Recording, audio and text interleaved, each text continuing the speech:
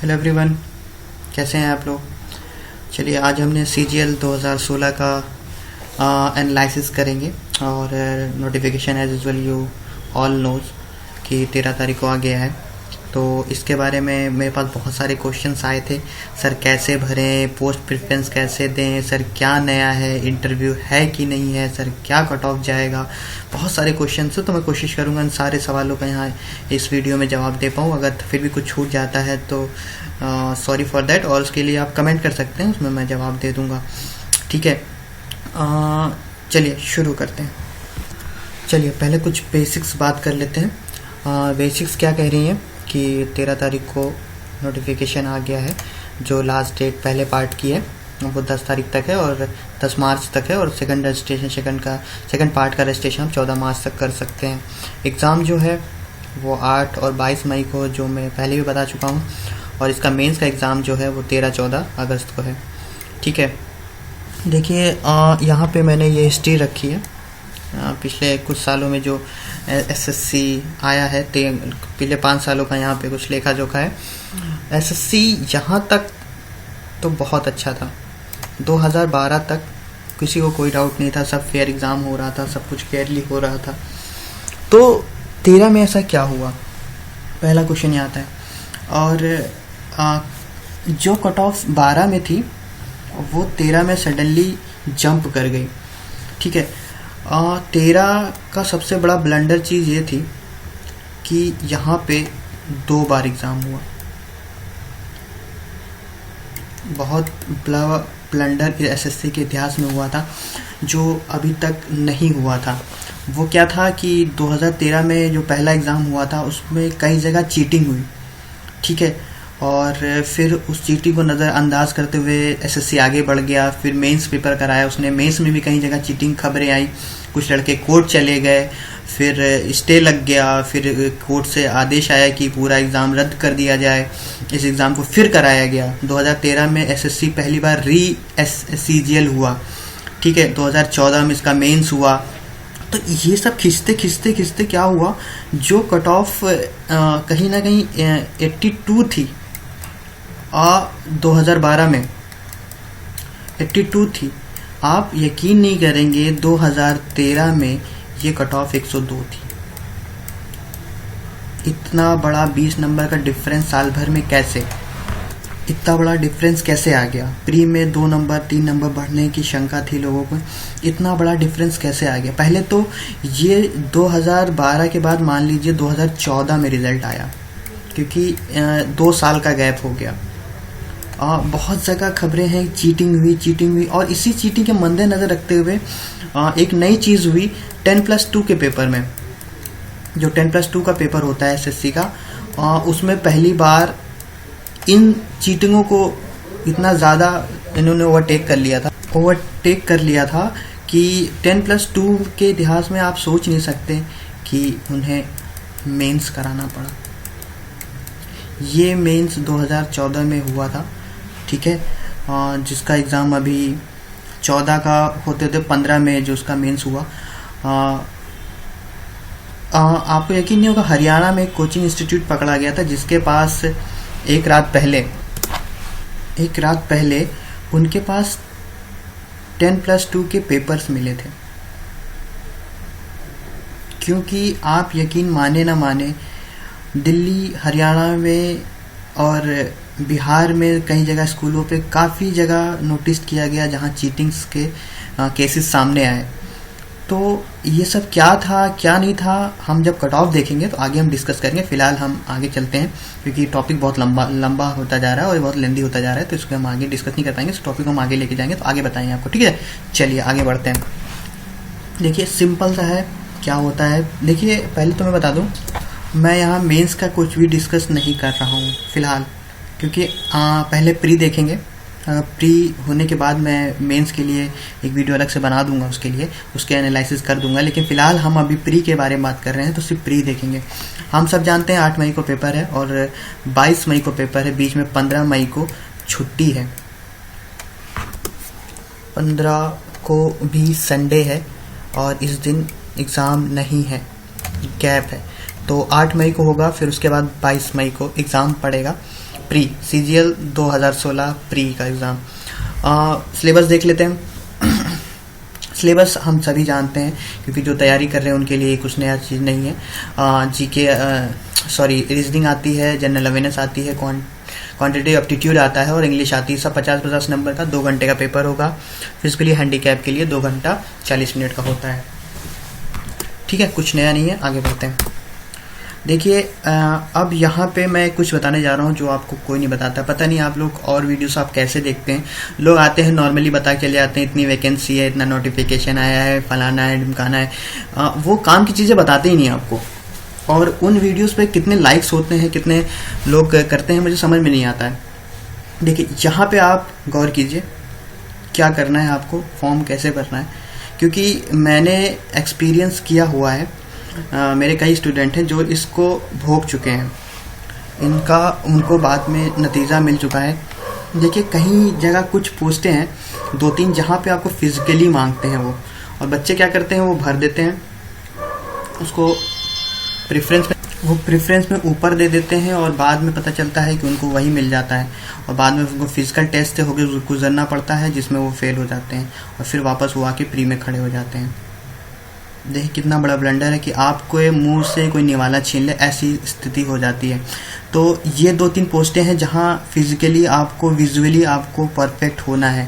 देखिए यहाँ देखिए ये जो पोस्ट है, post of sub inspector central bureau of investigation का, इसमें आपका आई विज़न 6/6 होना चाहिए। ठीक है, अगर आपकी प्रेफरेंस ये ऊपर दे देते हैं पहले दूसरे नंबर पे और आपको ये मिल जाता है तो आपको मिलने के बाद आपको इन क्राइटेरियाज होकर गुजरना पड़ेगा। मान लीजिए आप स्पेक्टेक्ल्स पहनते हैं, चश्मे पहनते हैं, तो आपको कहीं ना कहीं बाहर कर दिया जाएगा। सोचिए आपने प्री निकाला, मेंस निकाला, इंटरव्यू निकालने के बाद आप फिजिकल में गए और आपको बाहर कर दिया गया। तो ये पोस्ट हो गई, इसको ध्यान रखिए। ठीक है, और एक पोस्ट और है ये नेशनल इन्वेस्टिगेशन एजेंसी में, उसमें भी क्राइटेरिया यही है। हाइट आपकी और ज़्यादा मांगा है, 170 होनी चाहिए और आइज 6/6 होनी चाहिए। तो इन दोनों पोस्टों को अगर आप छोड़ दें तो ज़्यादा उचित होगा, या तो सबसे लास्ट में भरें। अगर आपकी ये क्राइटेरिया फुलफिल नहीं होती, अगर आप चश्मे लगाते हैं या आपकी हाइट इतनी नहीं है तो इन पोस्टों को छोड़ दें। ठीक है, क्योंकि अगर प्रेफरेंस में डाल देंगे, और काफ़ी लोगों को नहीं पता होता, काफ़ी लोग आते हैं और प्रेफर करके और डाल देते हैं और ऐसा हो जाता है कि उनको वही चीज़ मिल जाती है और वो फिर फिजिकली में फेल हो जाते हैं। तो समझ लिया आप बाहर हो गए एक तरह से। बहुत बड़ा ब्लंडर है। और देखिए ये जो है ये मैंने उनके नोटिफिकेशन से काटा है, उन्होंने बड़ा ये देखिए इनके नोटिफिकेशन लिखा हुआ है कि आप भरने से पहले अपने आप को चेक कर लें कि आप विजुअली टेस्टेड हैं, आप 6/6 रखते हैं, आप फिजिकली जो मांगा गया वो हैं कि नहीं है। ये बहुत इंपॉर्टेंट है। और लोग व्यू करते हैं ऐसे ही बता के चले जाते हैं, वो आपको ज़रूरी चीज़ें नहीं बताते हैं। ये बहुत ज़रूरी चीज़ें हैं। ठीक है, चलिए आगे बढ़ते हैं।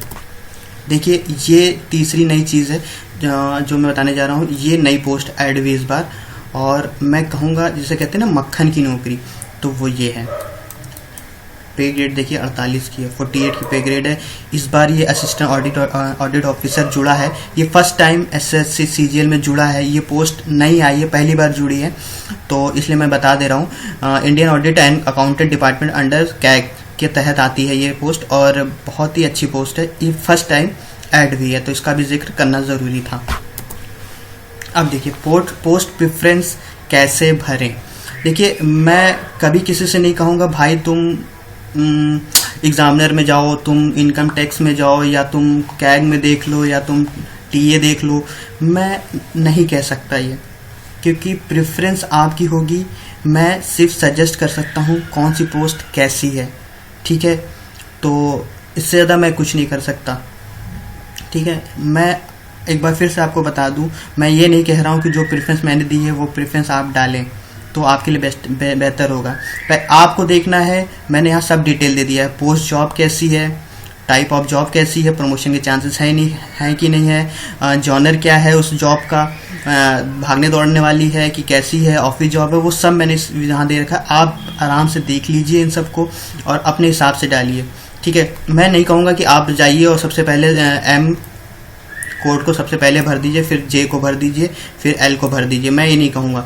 आप देख लीजिए, ये अच्छी पोस्टें हैं और मेरे हिसाब से तो आप इसको ऐसी प्रेफरेंस करना चाहे तो कर सकते हैं, बाकी आपकी रिस्पॉन्सिबिलिटी है। बस आप देख लीजिए जो पोस्टें हैं उनकी क्या है। देखिए अगर जैसे फॉर एग्जांपल आप इंस्पेक्टर एग्जामिनर डालते हैं तो आपको कोस्टल रीजन में पोस्टिंग मिलेगी, मतलब मुंबई, विशाखापट्टनम, चेन्नई, इन जगहों पे पोस्टिंग मिलेगी।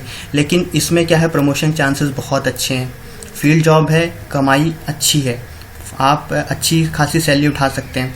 तो ये सारे पोस्टों का मैंने जॉनर दिया है, अगर इसमें आप ऑर्डर भरना चाहते हैं भर दीजिए। लेकिन 2 पोस्टों का आप ध्यान रखिएगा जो मैंने पहले बताया था, उसमें अगर फिजिकली आप नहीं है तो उन पोस्टों को सबसे लास्ट में भरिएगा, ठीक है। चलिए ये है असिस्टेंट इन्फोर्समेंट ऑफिसर की है, जिसमें देखिए हर पोस्ट का मैंने जॉब का दिया है, पोस्टिंग का दिया है, प्रमोशन चांसेस कैसे हैं वो सारे आपको यहाँ दिख जाएंगे।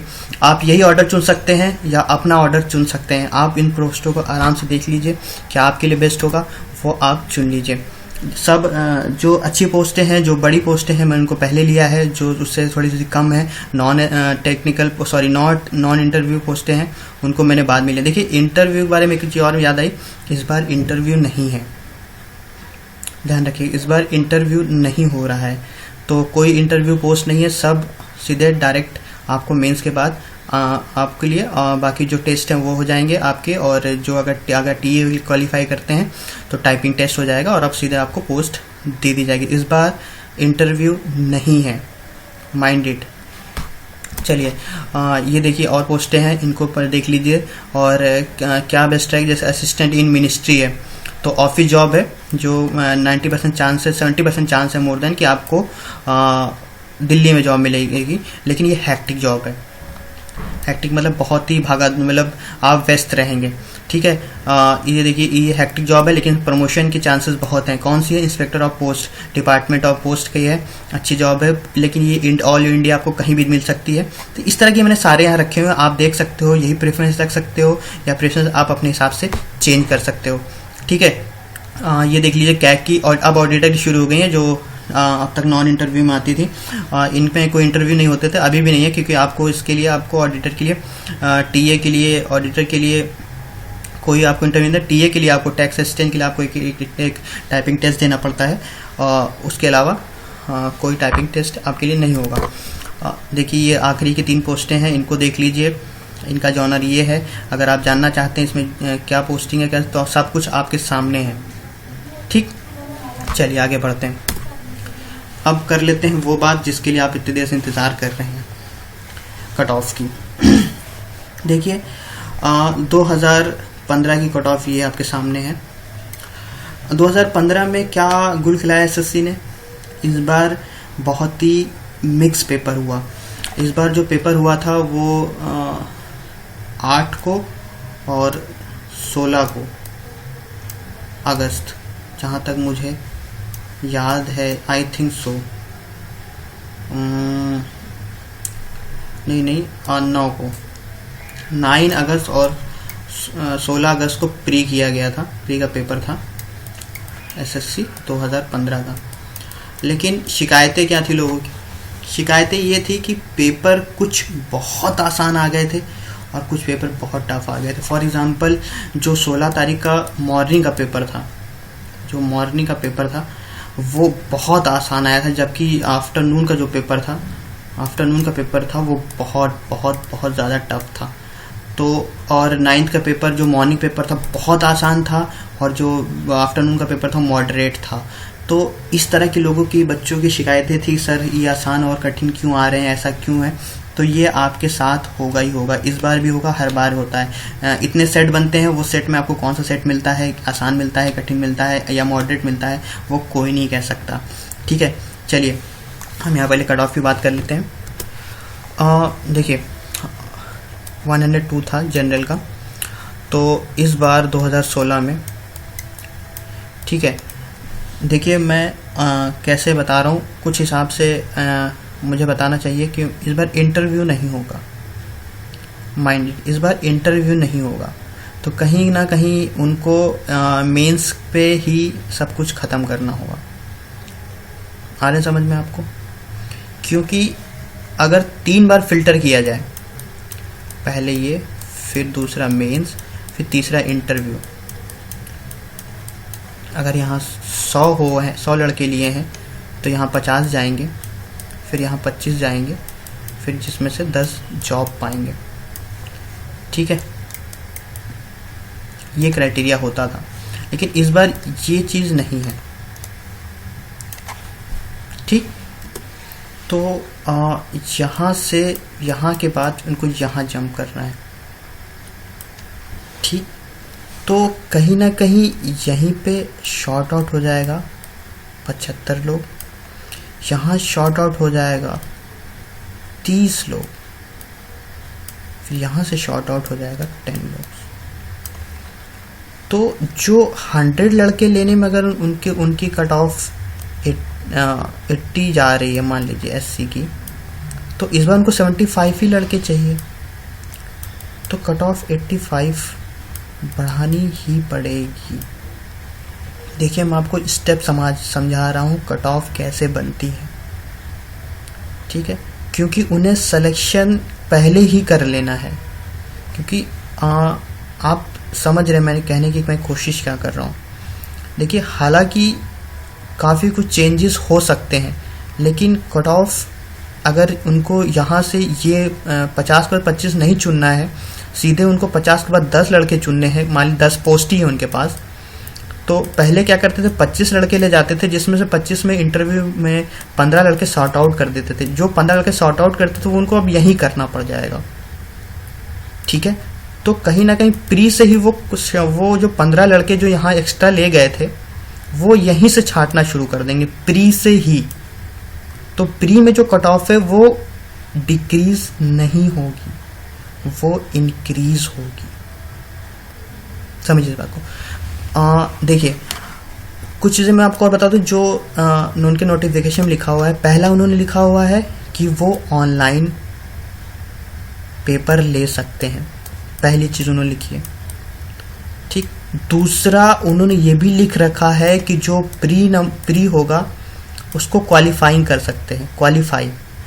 क्वालिफाई मीन्स कि उसका मार्क्स मेंस में नहीं जोड़ेंगे। ये दो चीज़ें उन्होंने अपने नोटिफिकेशन में लिख सकती है, वो कर सकते हैं। बहुत लड़के पूछते हैं कि 10+2 में मेंस कैसे हो गया, क्या इस बार 10+2 में मेंस होगा? सर होगा तो क्यों होगा, नोटिफिकेशन में लिखा नहीं है। ठीक है, एसएससी मन मौजी है अपना, वो लिखता नहीं है, लेकिन उन्होंने अपनी साइट पे चले जाइए, हर जगह उन्होंने लिख रखा है वो कुछ भी चेंजेस कर सकते हैं, उसका अधिकार उनके पास है। तो वो उन्होंने ये दो चीज़ें, आप नोटिफिकेशन ध्यान से पढ़िएगा, उसमें ये दो चीज़ें लिखी हुई हैं कि वो पेपर ऑनलाइन करा सकते हैं अगर उनका मन किया। वो ये भी कर सकते हैं अगर प्री में कुछ उनको फेरबदल लगता है तो प्री के नंबर हटा के सिर्फ मेंस के नंबर लेके लड़के आगे फर्दर मूव कर सकते हैं, पोस्टिंग के लिए मूव कर सकते हैं। ये दो चीज़ें छूट गई थी, मैं आपने बता दिया। वापस कट ऑफ पे आ जाते हैं। तो अब इसको वाइंड अप करते हैं और जल्दी जल्दी आपको मैं कट ऑफ बताता हूँ क्या हो सकती है। देखिए पहले जनरल की पिछली बार 102 थी, तो यकीन मान के चलिए 100 से 105 के बीच में होगी। ओबीसी 89 थी, आई थिंक ओबीसी 89 थी, तो ओबीसी की 88 से 92 मान के चलिए ये होगी। एससी की 82 थी, तो 77 से 84 मान के चलिए। एसटी की 74 थी, तो 75 से 80 मान के चलिए। ये है 2016 की कट ऑफ मेरे पॉइंट ऑफ व्यू से, क्योंकि जो इंटरव्यू के लड़के चाहिए नहीं, तो जो छटनी होगी, जो शॉर्ट आउटिंग होगी, वो यहीं से शुरू हो जाएगी, प्री से ही शुरू हो जाएगी। तो कट ऑफ डिक्रीज होने की कोई चांस नहीं है, यकीन मानिए कट ऑफ बढ़ेगी। ठीक, चलिए इसको अभी मैं वाइंड अप करता हूँ।